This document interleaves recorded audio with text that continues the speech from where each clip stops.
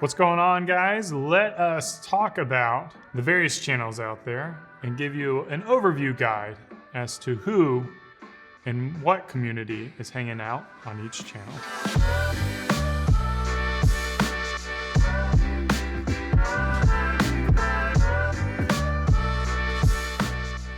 YouTube is probably the sleeping giant when it comes to social media. It is, I think it's just barely behind Facebook in terms of size, and it's enormous. Absolutely anyone and everyone who you can think about is on YouTube. You are going to get all different walks of life. So the young, the old, doesn't matter if they're in America or India or Brazil. If you want to reach your audience, they're going to be on YouTube. So it is a great opportunity for you to tell your story and to produce content. Because of the hurdles that we talked about earlier, not all of your competitors are going to be on YouTube, whereas they may be on Facebook or Instagram. The YouTube community is also actually pretty vocal, and the platform itself has done a good job of evolving and shifting. Early on, the joke used to be how the comments of YouTube were the trash of the internet, but YouTube has given creators more tools to be able to moderate the comments on the videos, and this has allowed a little bit healthier conversation in the comments, and what you see is an actual community building. In addition to that, the platform is giving creators more tools, so they have, of course, the ability to create videos, but you're able to now create stories to get a little more behind the scenes engagement with your audience. And they have what's called a community tab. So a community tab allows you to create written posts or photographs where you can engage with your community at a little bit deeper level. So while yes, YouTube is primarily a video-based community, it's been able to support those videos through different avenues and channels, and it can really be a great way for you to engage with your audience. YouTube also does a great job of supporting the creator. I think there's no better platform that allows you to grow your organic reach with your audience. That means that they are going to share your content more than Facebook or Twitter. So you've got the potential as you create content for more videos to go viral, so to say, just by getting out there and creating regularly. Now let's shift to Facebook, which again is a mega social media platform and the largest platform out there. It is absolutely huge. Everyone technically is on Facebook, but probably the young people. It seems like the younger generation has moved away from Facebook, and Facebook has kind of shifted to more of like the friends and family type of community. So you still have an older population of, moms and dads and established professionals out there who are going to be on Facebook. And it's an amazing platform because you can do video, you can do photography, you can do copyright and share your stories on there. So it has the capabilities to reach and tell your story through whatever medium that you prefer. The other advantage of Facebook is it gives you the option to communicate with your communities in different ways. So you can do like a Facebook group, or you can stick to your Facebook page, or you can communicate through them through advertising, which I'm sure Facebook would love you to do it that way. Of course, I'm not a big fan of that. Organic's the way to go. Now, speaking of young people, where are they hanging out? Well, the word on the grapevine is they are hanging out on Snapchat. Of course, young people don't grow beards, and I know absolutely nothing about Snapchat except for the crazy filters that they have. But if your audience tends to skew a little bit younger, then it would be a good idea to do a little more research on Snapchat and how you can create engaging content for them. Snapchat is a mobile first device, so you'll want to take that into consideration as you create content. It's going to be in that 9:16 vertical aspect, and you will get a lot of activity and engagement from younger people. It's a very active platform, and it's one that you shouldn't forget about if your audience skews younger. Now, the biggest platform that it seems like no one talks about is Reddit. Reddit is an enormous community, and they like to tag themselves as the front page of the internet where a lot of things get started. Reddit is similar to YouTube in the sense that there is a community for everything. The communities are called subreddits. So for instance, in my world, there's a subreddit for beards, and guys and girls who like beards, they just post photos of beards. And anything that you can imagine, cars, alcohol, cigars, dresses, like being a dude, being a woman, like all these are communities.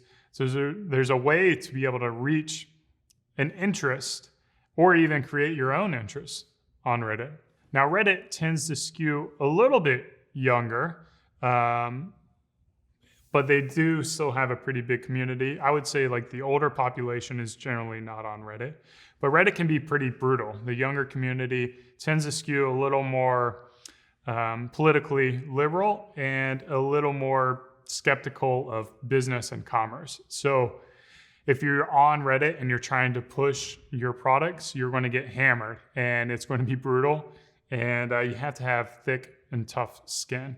So it really takes a lot of investment up front to be able to learn about the platform and learn about kind of the ins and outs of the culture before you go in there trying to bring awareness to your brand and your products.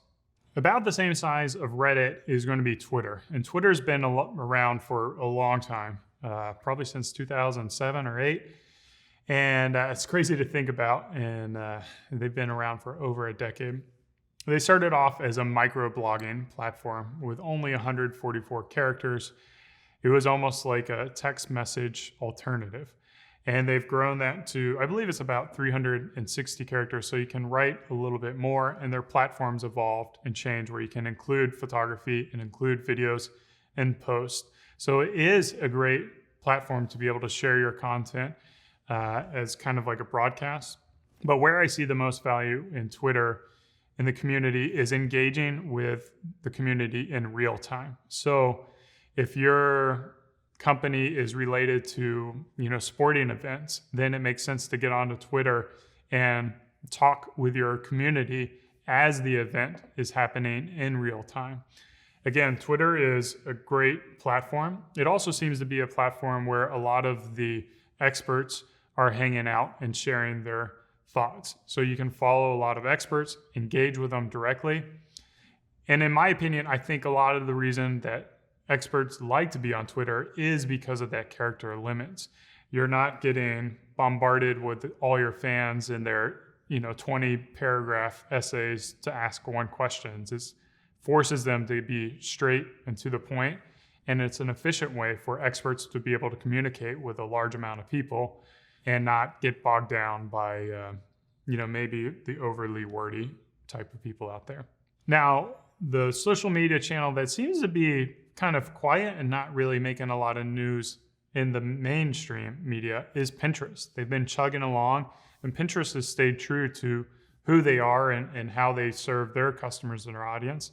And right now, and has always been kind of a social media focused on women and how women can improve their lives. I think a lot of women use it for inspiration for, not only their dress and their style or their home life, but also how to get fit.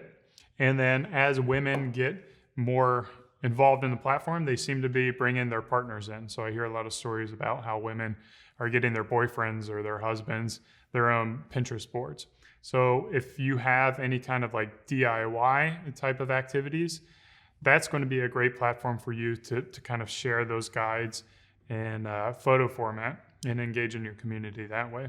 And then another giant social media platform that probably is at the back of people's minds is LinkedIn.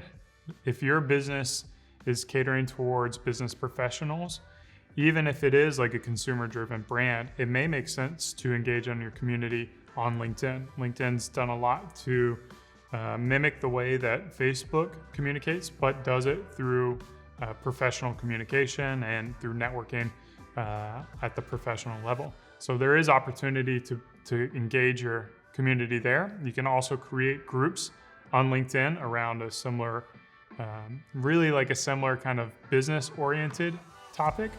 But if your business can kind of align in there, that might be a great option for you. Obviously, being a business-directed community, it's going to skew older and more professional, whereas the younger audience is going to tend to stay off a bit. So if you want a younger audience, think of Reddit, Twitter, Snapchat. If you have an older audience, Facebook and LinkedIn. And then if you want to reach everyone, then of course YouTube is going to be a great option for you guys. So those are the various channels that you can consider building your community on. We're going to talk a little bit more about these channels as we dive down deeper in the mediums and how you can produce those content for these various channels. The Foundr mission is to help you create an ass-kicking business and help you learn straight from the mouths of world-class founders. Get your free printed edition of Foundr magazine featuring Sir Richard Branson. Just cover shipping and handling at foundr.com/Branson.